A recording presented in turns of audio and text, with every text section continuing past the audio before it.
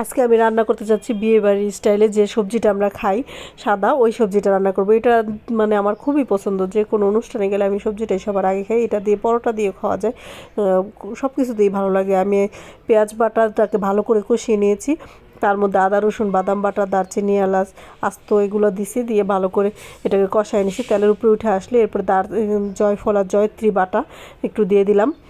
এটা দিলে কি সুন্দর একটা স্বাদটাও চেঞ্জ হয়ে যায়, ঘ্রাণটাও চেঞ্জ হয়ে যায়। আর মুরগির মাংসগুলো সিদ্ধ করে ঝুরা করে রাখছিলাম, এটাকে কষিয়ে নিলাম। এরপরে কাঁচামরিচ দিলাম আর রোস্টের মশলা 2 চামচ রোস্টের মশলা দিব, এটাতে কালারটাও চেঞ্জ হয়ে যায়, স্বাদে একটু চেঞ্জ আসে। তারপরে এই সবজিগুলো আমি হাফ সিদ্ধ করে রাখছিলাম, এটাকে দিয়ে দিলাম। সিদ্ধ সবজি দিয়ে ভালো করে কষাতে হবে, সুন্দর করে কষালে। আর এটা একদম শুকনা শুকনা, এরকম শুকনাও খায় অনেকে, আমার শুকনাটাও ভালো লাগে। আর আমি আজকে একটু ভিজা ভিজা করব, তার জন্য একটু কর্নফ্লাওয়ার দিব। কর্নফ্লাওয়ারটা গুলিয়ে রাখছি, তো ওইটা দিয়ে দিলাম। কর্নফ্লাওয়ারটা দিয়ে বেশি সময় লাগবে না। আর লবণটা যার যার পছন্দ মতো লবণ ব্যবহার করবে। ব্যাস, এই তো মাখা মাখা হয়ে গেলে এই সবজিটা পোলাও বিরিয়ানি পোলাওর সাথে, তারপরে পরোটার সাথেও খাইতে খুব ভালো লাগে।